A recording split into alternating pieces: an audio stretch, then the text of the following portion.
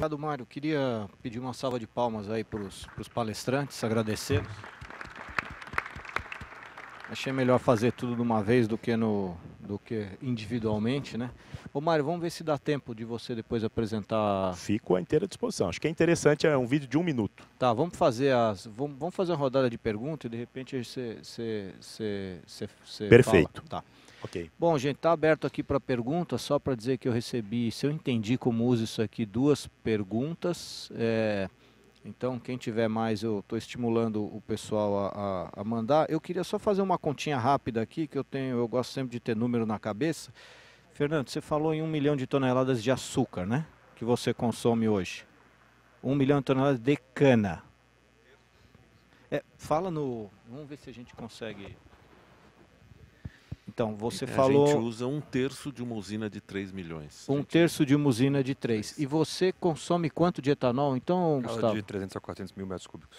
300 a 400 mil metros cúbicos, o que não vai dar muito diferente do dele ali, né? Não, dele é muito mais. Vai dar isso? Quantos milhões de toneladas? Quantos milhões de toneladas de açúcar vai dar isso? Não, de açúcar não. De cana, desculpa. De cana. Como é que a gente faz? É 300 milhões de litros, né? Isso. Então, é 80 litros mais ou menos cada tonelada, né? Então nós vamos 10... Ah, sim, você vai usar uns 5 milhões de toneladas de cana. Vamos fazer uma conta assim. Ele deve ser 2 usinas de 3 milhões. Isso, tá. E você, uma usina? Não, 1/3. Hoje 1/3 de uma usina. Hoje 1/3 de uma usina. Eu não vou pôr eu não vou pôr o do Mário na conta, porque ele está pegando a palha, principalmente. Eu acho que não... Acho que foge um pouco do racional. Mas, enfim, nós estamos falando de um novo, digamos, uma nova indústria que hoje está utilizando ao redor de 6 milhões de toneladas de cana, né? Mais ou menos, a gente... só para o pessoal ter a dimensão, eu acho, quer dizer, é um setor muito dinâmico, mas ele está ganhando importância, porque eu vejo 6 milhões como algo relevante já. Eu acho que o mais importante não é nem o hoje, mas é a perspectiva do que se pode usar no futuro. Né? Exatamente. Então, acho que... Bom, nessa linha, então, eu fui pensando uma pergunta para cada um. Eu acho que eu vou fazer rapidinho. Vou fazer para todo mundo, depois cada um já responde. A primeira, Fernando, eu queria explorar contigo o seguinte, quer dizer, qual que é o papel da usina para você? Quer dizer, ela te entrega açúcar. Tem algum valor adicionado que essa usina pode trazer para você ou não? Quer dizer, você comprou açúcar e dali para frente você faz o trabalho, porque... quer dizer, eu queria entender um pouco essa tua relação, onde que tem ligação com a usina, onde um processo contribui com a usina. No começo da nossa relação com as usinas basicamente não acreditavam que ia funcionar. Então eles falaram assim, bom, você quer comprar, você compra o açúcar. Tudo bem, paga o açúcar, faz o que você quiser com o açúcar, eu não vou correr o risco. Agora, o que está acontecendo é que você tem uma parceria mais íntima, onde você pode compartilhar com a usina a venda do produto final, entendeu? Então isso está evoluindo nos vários diferentes contratos, né? Eu acho que na medida que as usinas começarem a entender isso, elas vão ver isso como um novo produto para pôr no portfólio disso.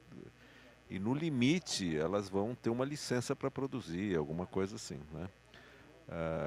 O que eu acho interessante discutir, eu acho que seria muito interessante discutir com a Braskem, é o seguinte, a biotecnologia, a grande vantagem da biotecnologia é que você, no caminho metabólico dos seres vivos, você consegue fazer moléculas muito complicadas, né? E o grande mercado é de moléculas muito simples, por exemplo, etanol, isopreno... Commodities, né? Commodities, né? E eles são commodities porque, na verdade, custa quase a mesma coisa você fazer uma molécula simples e uma complicada. Mas na indústria química, as moléculas complicadas são muito mais difíceis de fazer ou quase impossíveis de fazer. Então, o nosso caminho foi assim, olha, nós começamos a tentar fazer uma molécula para substituir o diesel. Mas é difícil competir, porque essa molécula já tem a indústria química produzindo, etc. Coisa simples, você tem uma competição direta com o diesel. Aí nós fomos para o extremo oposto. vamos produzir coisas muito complicadas. Especialidades, onde você tem volumes pequenos, mas margens muito altas. E como é que você compensa o volume pequeno? Tendo um monte de produtos, entendeu? Então, eu entendo que a Braskem está tentando ficar no meio, quer dizer, ela quer um troço que tenha volume suficiente, mas que já existem, em geral são drop-ins. Então então você tem um problema real de competição com a indústria petroquímica, né, em termos de preço. Então eu acho interessante talvez a gente discutir como é que vai ser isso. Vai ser um mix, você vai ter que continuar produzindo etanol, você vai ter algumas coisas que são viáveis e você vai ter coisas de volume pequeno e margens muito altas, né? Você quer comentar? Claro, Gustavo? perfeito. Acho que ao longo do tempo a gente aprendeu exatamente isso. Nós tínhamos um portfólio focado nos 3, 4 produtos que a Braskem queria. E ao longo do tempo, com todo o aprendizado, a gente aprendeu que precisava abrir esse escopo. E hoje a gente não trabalha mais com um projeto de um produto, e sim com plataformas. Onde você tem, numa rota, vários produtos que saem dali. E é exatamente o que você falou. Vão ter produtos que são menores, especialidades, o qual a Braskem não tem a competência para atuar, mas alguém tem.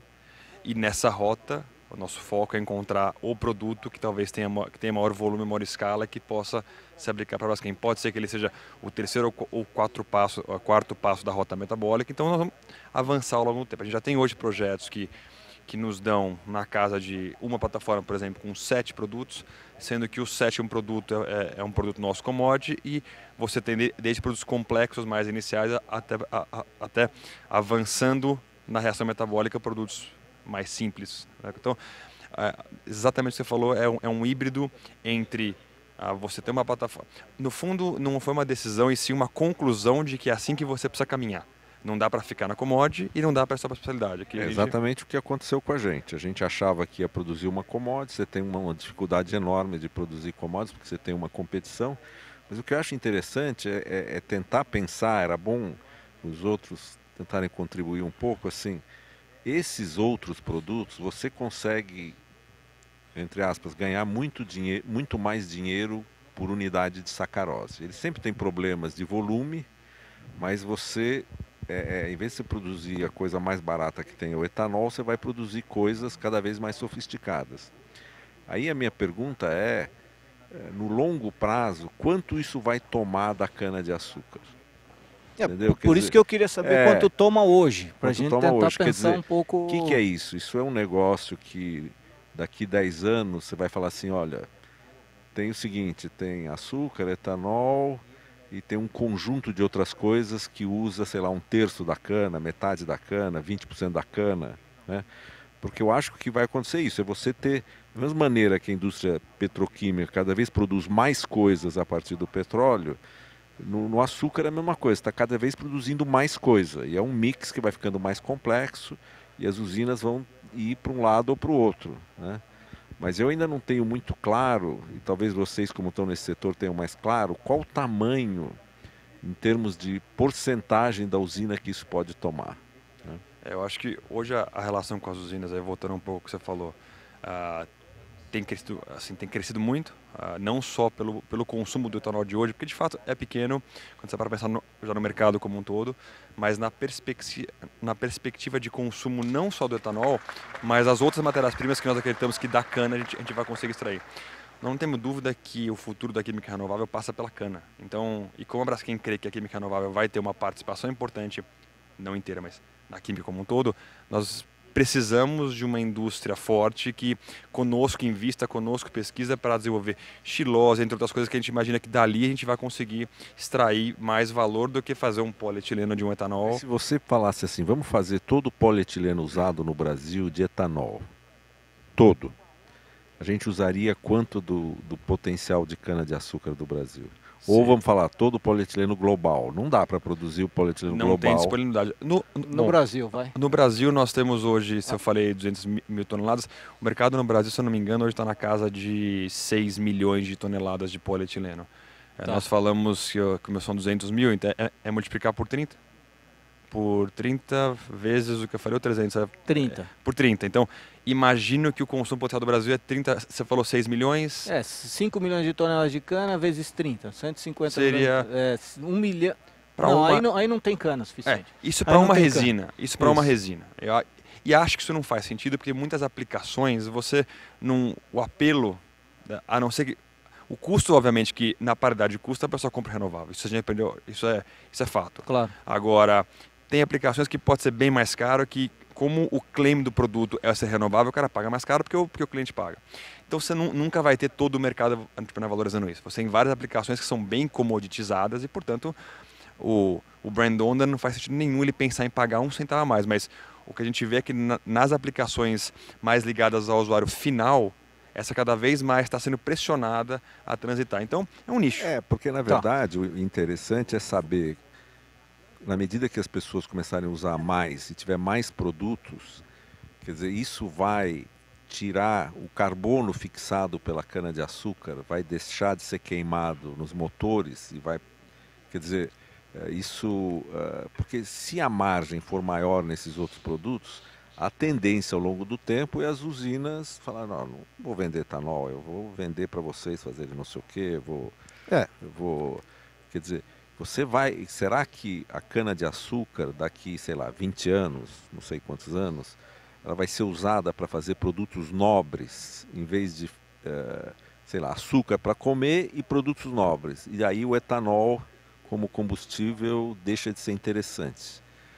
Vamos, assim, acho que é um debate super bom, mas eu queria dar oportunidade e também o seguinte, eu recebi 1, 2, 3, 5 perguntas, são direcionadas ou para o Fernando ou para o Gustavo. Então, se eu não der agora, se eu não abrir aqui, a coisa não vai. Eu queria falar todas as perguntas aqui. Eu vou fazer uma pergunta direto para a Valéria.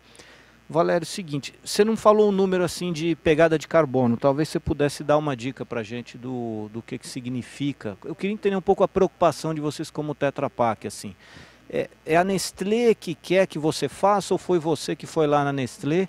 E o que significa em termos de pegada de carbono para você no momento que você sai de uma embalagem que tem 75% de renovável, papel, vamos dizer assim, e chega em 82% e quem sabe no futuro vai ter 100%? Entendeu? O que isso muda na sua contabilidade de carbono? Acho que era uma informação interessante e até onde você valoriza muito isso como empresa. Aí depois a gente faz uma pergunta aqui para o Mário também. Rapidinho, nós temos 16 minutos, Fernando. Desculpa. Quer dizer, se a Tetra Pak fizesse todas as embalagens globais com esse açúcar, porque hoje 82% vocês produzem no Brasil, né? Ou é global?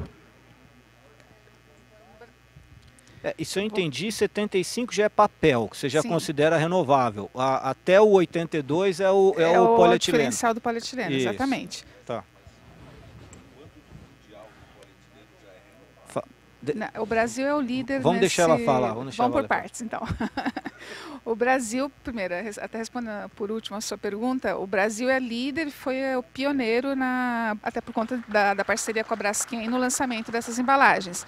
Então, enquanto aqui no Brasil nossas 2 fábricas utilizam todas as embalagens produzidas, o polietileno de cana-de-açúcar, em outros países, como eu mencionei, a gente teve lançamento de algumas embalagens com alguns clientes com uma estratégia um pouco diferente do que foi aqui.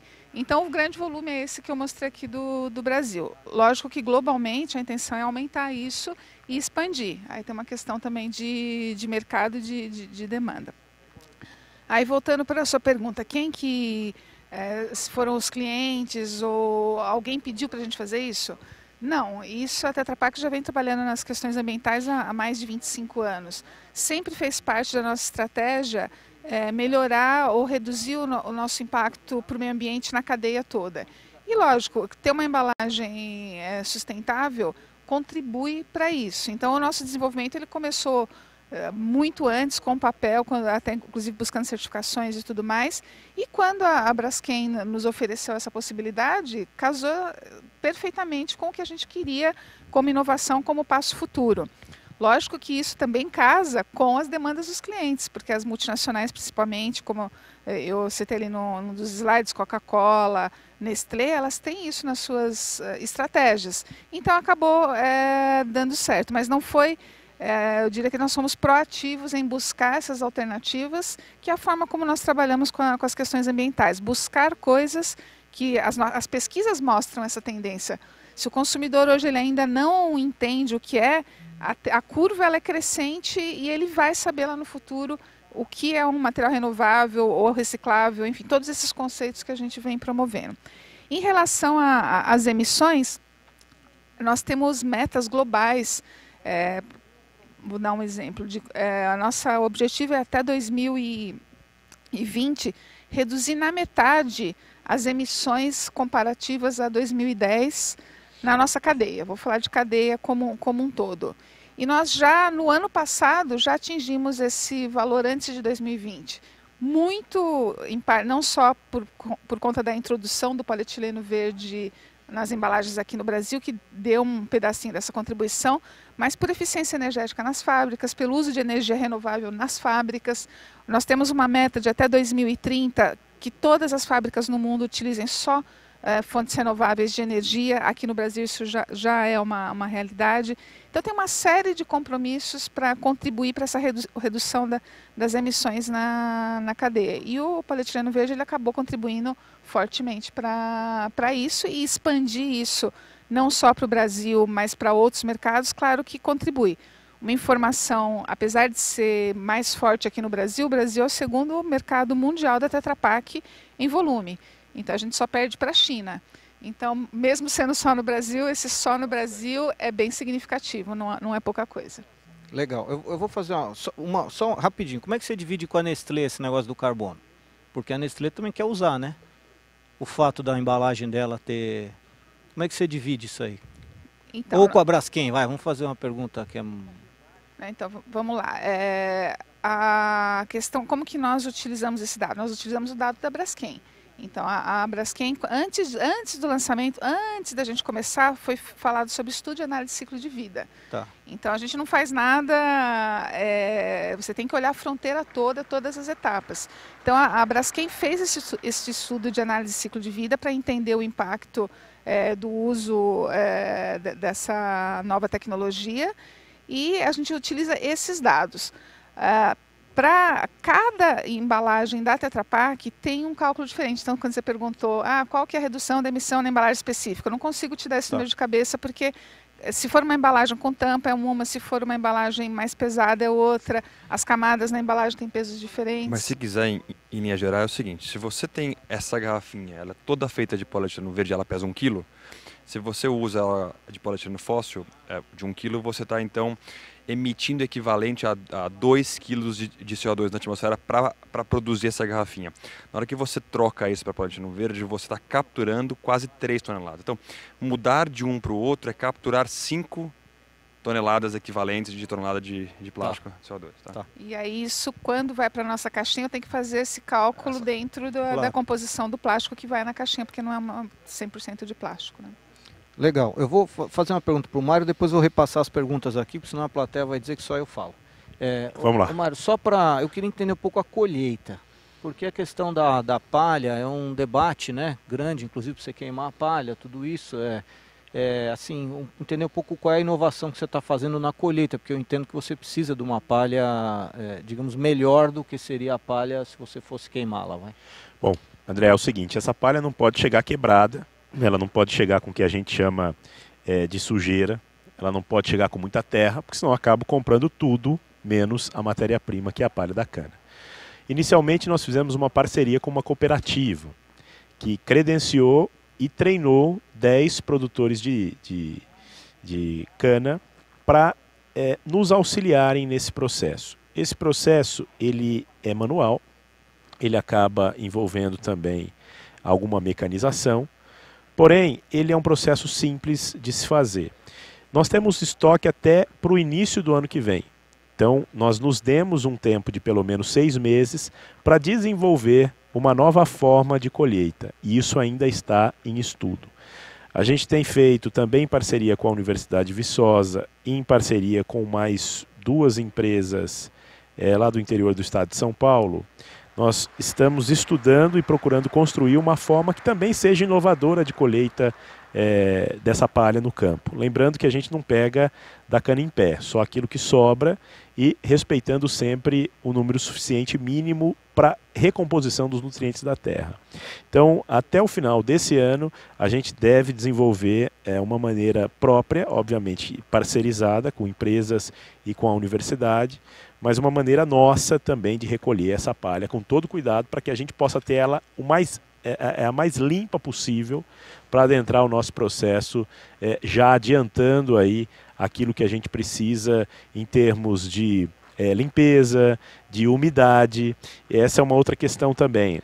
Cada região que tiver muita cana, palha de cana sobrando e se for úmida, relativamente úmida, também não dá. Porque caso contrário, se for assim, a gente também acaba comprando água.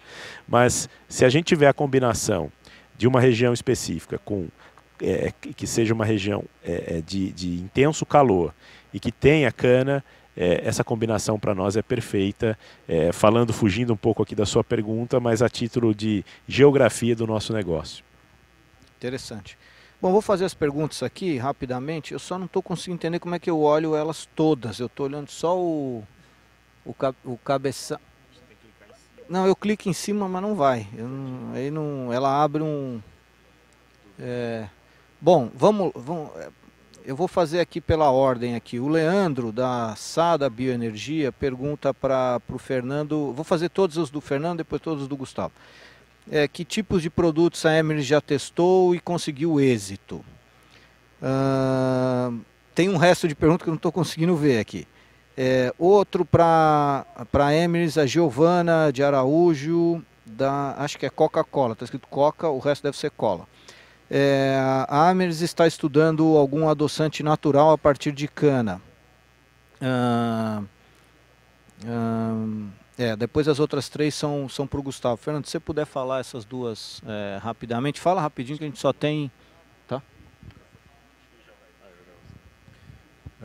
A Emerys sim já tem uma cepa que produz adoçante artificial a partir de sacarose, já tem até um parceiro com quem está desenvolvendo isso.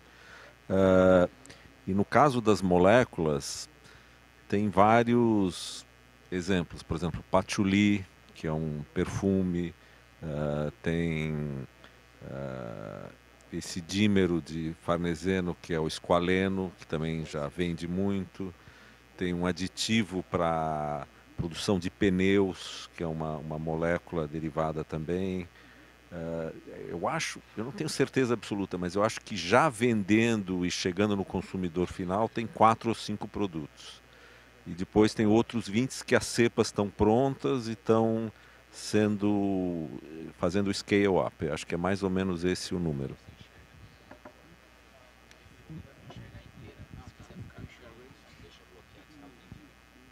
Já falou, Fernando? Obrigado. Eu acho que... Pronto. Só não deixa bloquear, senão tem que pôr senha. Não, eu vou fazer as perguntas. Deixa eu só ver se eu esqueci alguma coisa aqui da pergunta, mas eu acho que não. Obrigado pelo dono do iPhone aqui. Do iPhone, Pera aí, rapidinho aqui, só para me achar. Tá, vamos para as perguntas da Braskem. Tem duas do Ricardo, diretor comercial da Bunge. A mais antiga.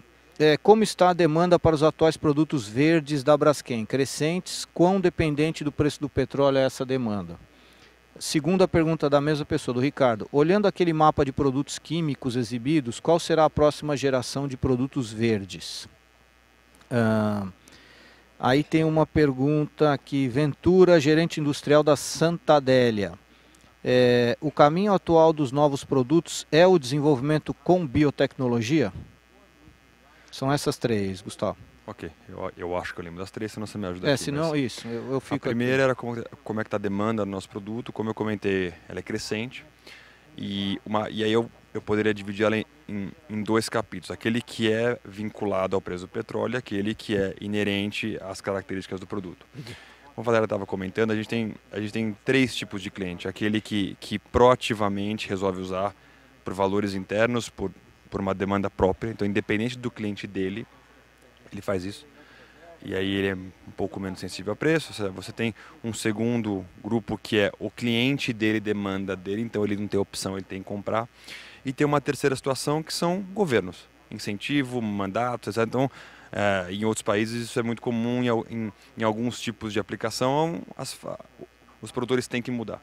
Então são esses 3 pontos. Aí, obviamente, tem aqueles que no momento de petróleo mais baixo, às vezes testam uma nova linha, testam um produto, e quando o petróleo está mais alto eles preferem não fazer. Então, eu acho que o preço do petróleo ele nos privou de ter um crescimento de 2 dígitos por ano, mas as nossas vendas crescem num ritmo onde a gente vem conseguindo acompanhar com pequenos investimentos aqui e ali, mas a gente tem um crescimento bem maior do que em outras resinas. Isso já faz 10 anos.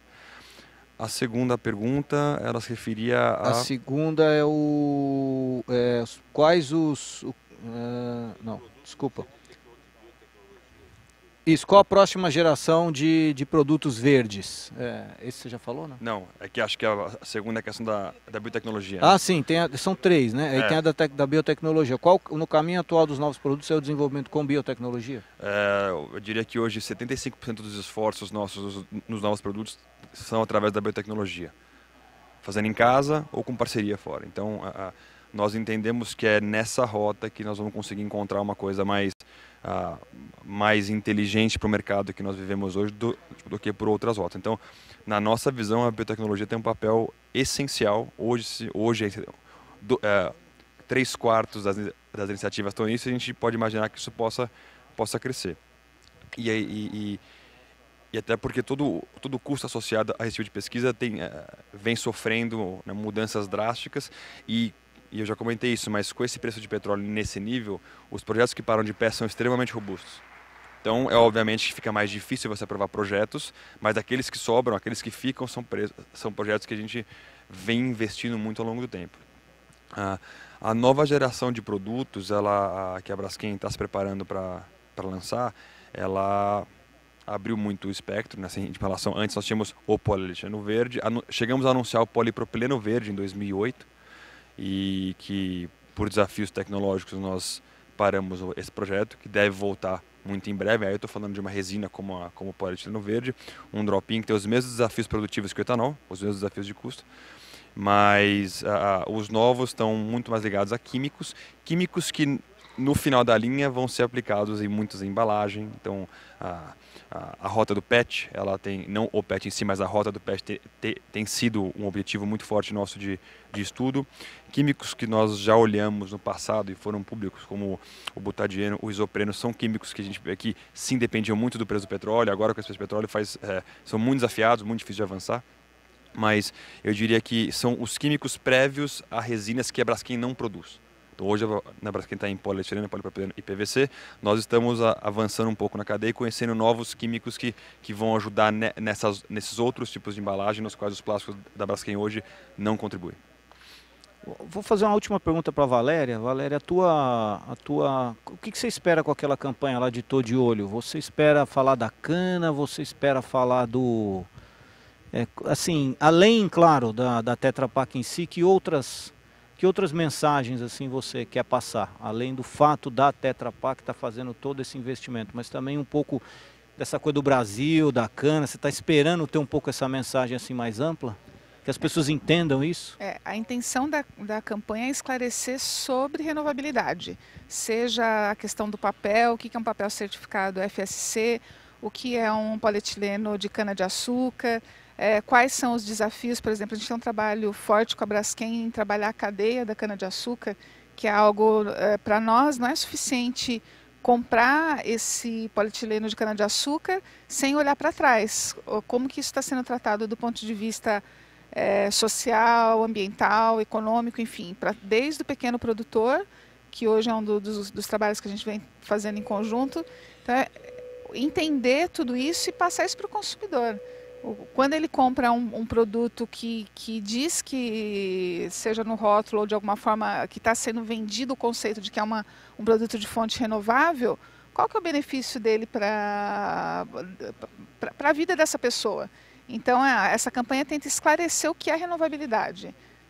No nosso caso, usando o exemplo do papel e do plástico verde. Legal.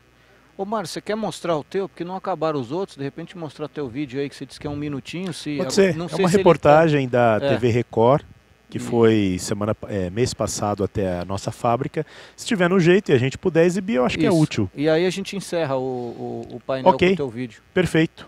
Combinado então. Eu não sei se está no jeito, se... Vamos lá. Ah, beleza. Eles estão... Agora que eu vi.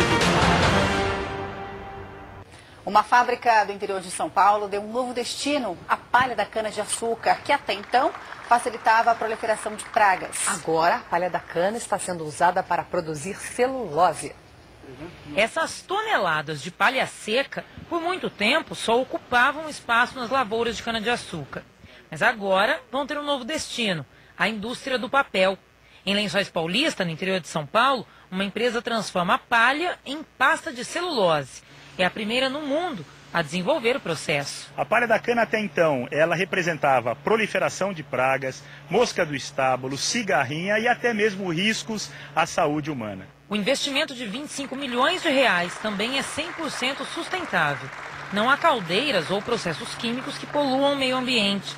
Na composição estão a palha, água e o biodispersante, que retira a celulose do vegetal e ainda é biodegradável. É um processo inovador que foi desenvolvido nesses últimos anos, é onde ele recebe o biodispersante, separa a celulose e ela vai para a desaguadora. Daí, o produto final nosso é a celulose. Cada gota d'água aqui é reutilizado e nós, por realizarmos um processo a frio, não emitimos na atmosfera gases poluentes. Outra vantagem é que o produtor da cana-de-açúcar se livra da palha que fica no solo, um material de alta combustão que pode provocar incêndios na lavoura e ainda a proliferação de pragas no campo. Uma boa alternativa para os produtores, já que a partir de 2018 a queima da palha da cana não será mais permitida no estado de São Paulo.